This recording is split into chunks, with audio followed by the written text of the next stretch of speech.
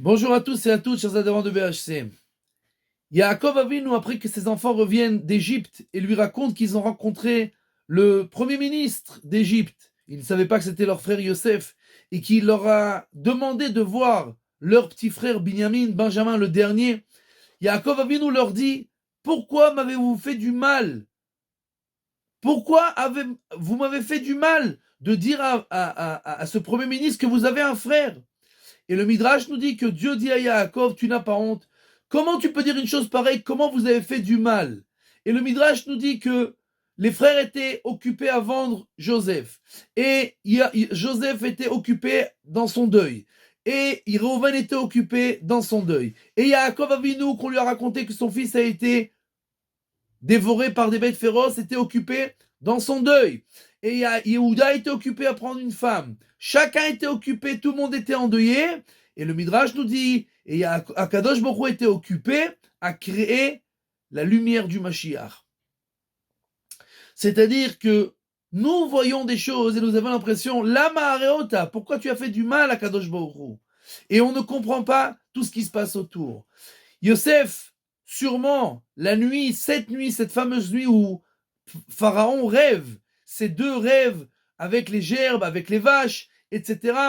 Et sûrement, Yosef a fait Kriyat Shema à la Mita et parti dormir. Il ne savait pas ce qui se passait pendant cette nuit. Le lendemain, il s'est sûrement réveillé, a fait une Tilat Yadayim. Et pendant ce temps-là, Pharaon a appelé ses sages pour lui expliquer le rêve.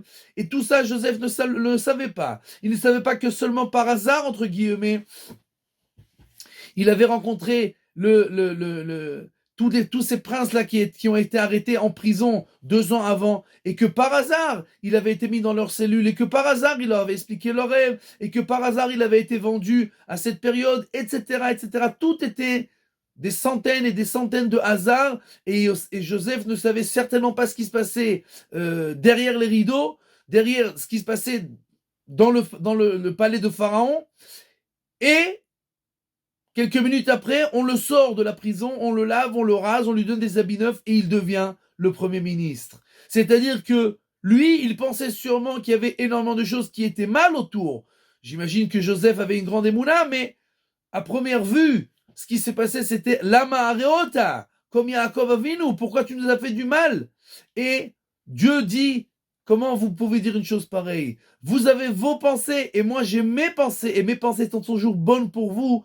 Elles sont là pour vous faire acharit vetikva, pour vous donner un avenir, pour vous donner un espoir à la fin. Et donc dans notre vie en général et dans l'histoire du peuple juif, nous devons toujours nous rappeler que nous avons nos pensées en pensant des fois que ce qui se passe, c'est pas bien, mais toutes les pensées d'Akadosh Baruch Hu sont pour le bien, et c'est pour nous donner de l'espoir et pour nous amener à cette fin glorieuse qui arrivera, Bezrat Hashem, le plus vite possible avec la venue du Mashiach. Et Dieu crée la lumière du Mashiach pendant tout ce balagan.